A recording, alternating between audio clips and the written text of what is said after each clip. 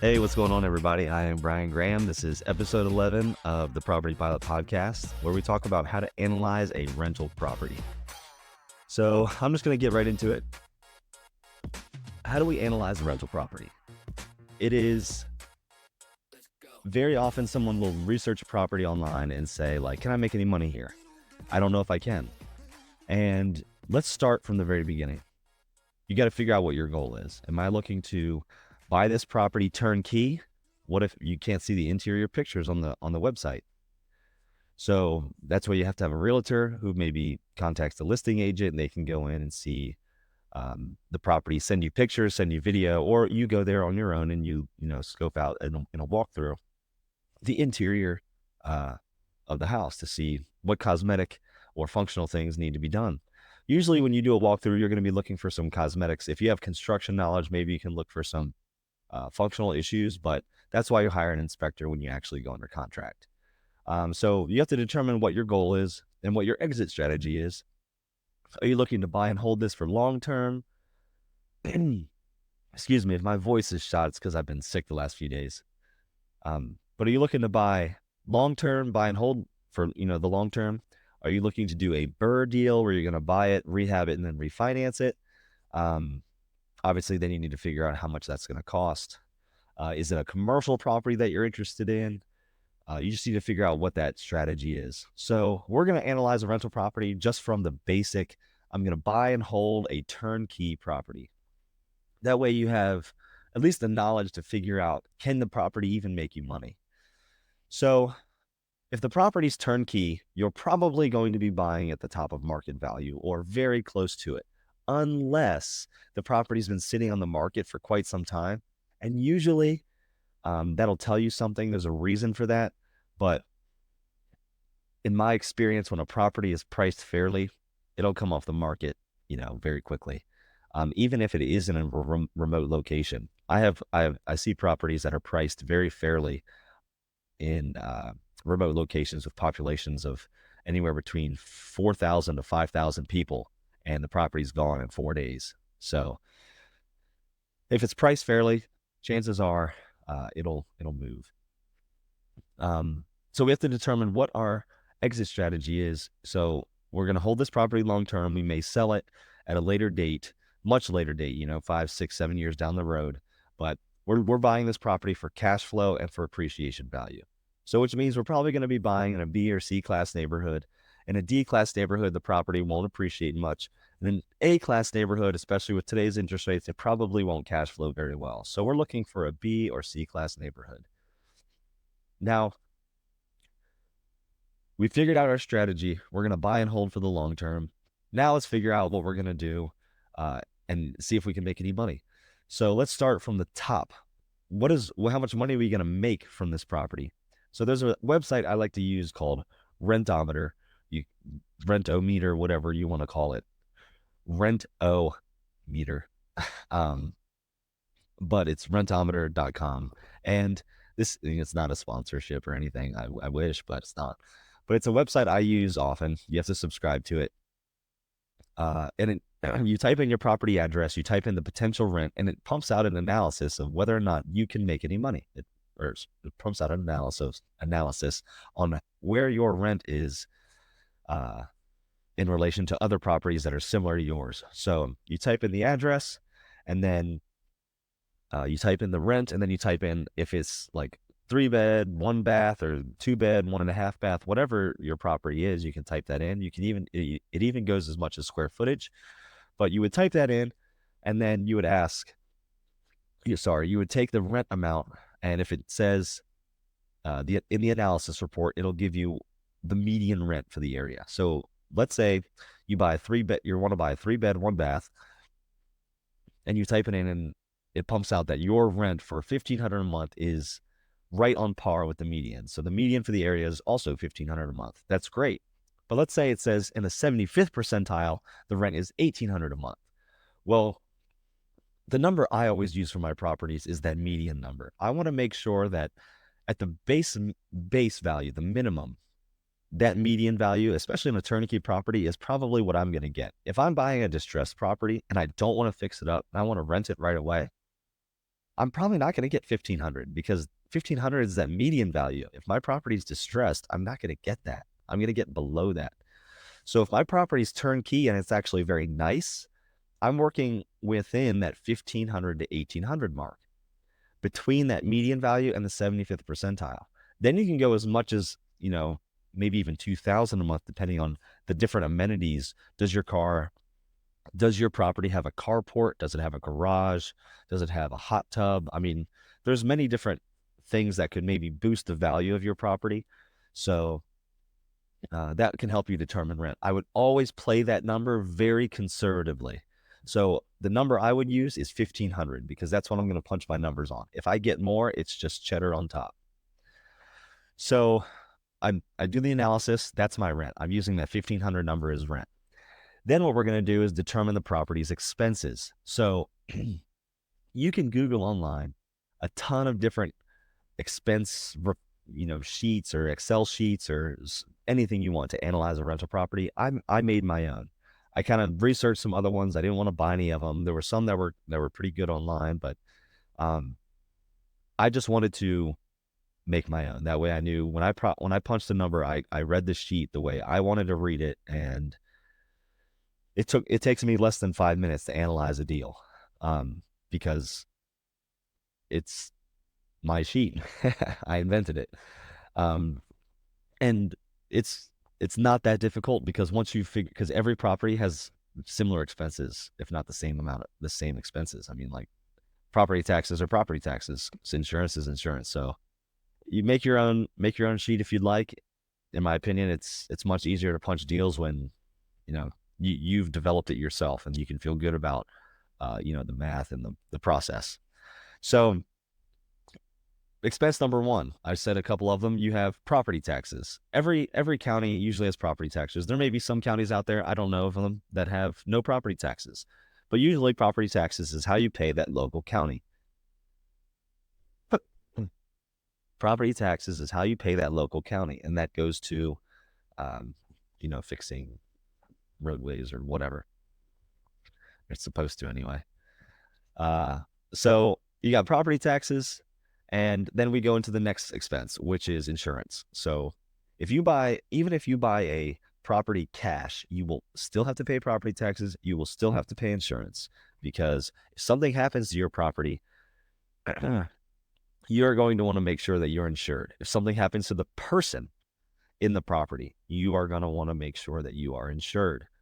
If you buy a property cash because there is no mortgage company that's forcing you to buy insurance, if you buy a property cash and then you do not buy insurance and something happens, that person can come after you.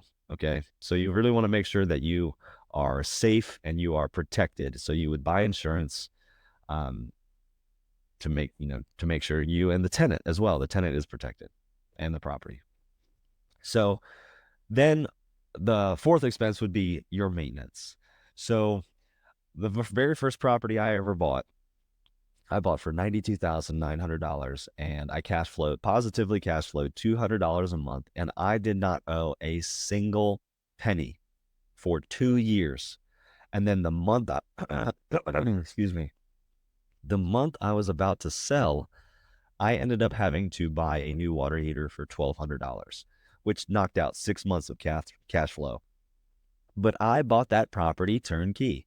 I bought it from a flipping company, and I didn't have any expenses. The tenant was great. They did not ruin the property. It was just a, normal tenant, normal person. They were properly vetted, and I didn't have any issues. And that property cash flowed $200 a month. When you're punching numbers, though, there's a pretty safe rule that I have found, that if you use a 1% of the home value in your estimated maintenance costs per year, then you would, I think you would be pretty safe to say that that's all you're going to be spending on that property. So for example, if I buy a property that's $120,000, 1% would be $1,200, and that would be $100 a month that I would be spending on maintenance costs, whatever that might be. So I have property taxes, I have insurance, I have estimated maintenance costs. The next most likely biggest expense that you're going to have is the mortgage. So if I buy a property for $120,000 and I put 20% down, I have a mortgage now of about 90 something thousand dollars. And so that 90 something thousand dollar mortgage is going to be cost me anywhere between, $400 to $600 a month, depending on the interest rate. That's most likely going to be your highest expense. If the property rents for 1,500, once you analyze the deal, it'll probably cash flow $200 to $300 a month. The next expense would be management costs. A management company will charge you anywhere between 8 to 10%. So if that's a $120,000 property, it rents for 1,500. 10% would obviously be $150 a month. 8% would be, whatever the math is, $120 a month. And so you've got property taxes, you've got the mortgage, you've got insurance, and you've got estimated maintenance, which may or may not happen depending on, one, how nice the property is when you bought it, and two, how long you decide to hold it for. The longer you hold it, obviously the increased risk that something is going wrong. But the estimated maintenance costs, and then you have the management company. So those are the 5 major expenses that you're going to have. They're pretty much the only expenses that you're going to have. Now, there may be more maintenance, obviously, that kicks in, but that's what your due diligence period is for. That's why you hire an inspector. That's why you figure out if there's any functional issues, if there's any more cosmetic issues. I highly recommend you find an inspector that can get on the roof and inspect the roof, because you really want to make sure that the roof is one of the biggest capital expenditures that you're going to have, to make sure that the roof doesn't need to replace the moment you buy the house. So always look for active leaks as well, because water damage also can cause havoc on your property. So I recommend that that you do not buy a property that has, roof issues, unless that's built into your purchasing power, where you can negotiate a lower purchase price. So sorry, my voice. So the analyzing rental properties, we have all those different expenses that are coming off of our estimated rent. So a quick way that you can determine if a rental property is even worth it. Let's say you're out and about and you're just scrolling through your cell phone and you don't have access to that Excel sheet, or let's say you're out and about, you don't even have any device with you, and you're just, going driving for dollars, where you're looking for a house to, maybe cold call or something. Very, very many investors, myself included, use what's called a 1% rule. Because when you have cash, you have access to cash, or you're ready to buy a property, when you're buying a property and you look at what the value is compared to what the rent is, if the rent does not meet 1% of the property's value, it most likely, and I can strongly say this, that it will most likely not positively cash flow. So on that $100,000 property, if it does not rent for $120,000, it will most likely not positively cash flow. If all of your other numbers are accurate, if your property taxes are accurate, your mortgage, your insurance, your maintenance costs, like estimated maintenance, and your management, if all of those numbers are accurately plugged in, it most likely will not positively cash flow. And that's something that will save you a ton of time. So if you're a person that likes to dive deep into those property analysis, and it takes you 15, 20, 30 minutes to analyze a single property, well, if you just follow that 1% rule, because you're buying these properties with debt and, with your own cash, it'll save you tons of time, because you can look at it immediately. Go on that rentometer.com and you plug in the the property address, you plug in the rent, and it says that this $120,000 property can only rent for $1,100. Well, then immediately it's not worth your time anymore, because you can't make money. That property in 3 years may appreciate to $130,000, $140,000, $150,000. It may make good money, but in the meantime, you're going to be losing cash every month. It's going to negatively cash flow, and that's going to cost you money. So if you don't even make enough money in your job, you can't even pay for it. But very rarely would a new investor buy a property with negative cash flow just to see appreciation value. You might see that for somebody with a significant portfolio that might buy property that negatively cash flows just for the sake of the depreciation value and the tax benefits of owning more real estate.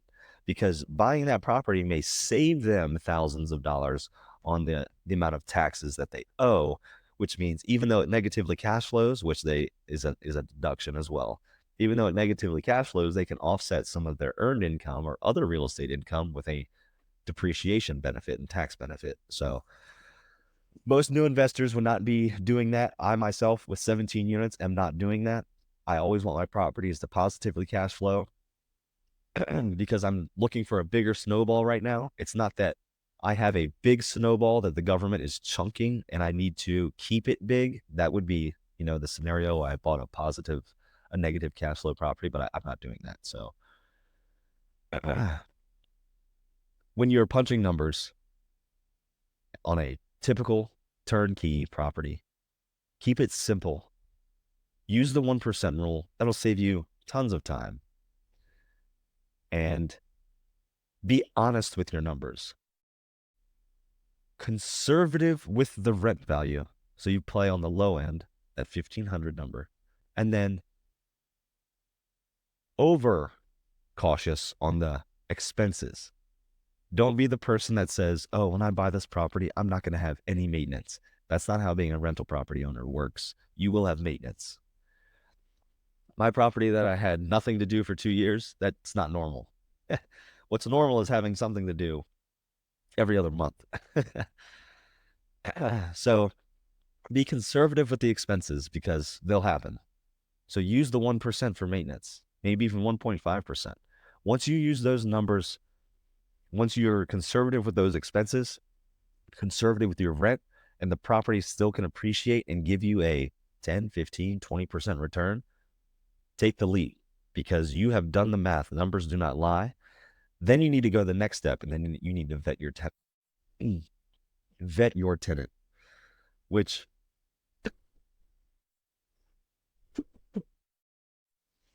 that's a whole nother topic.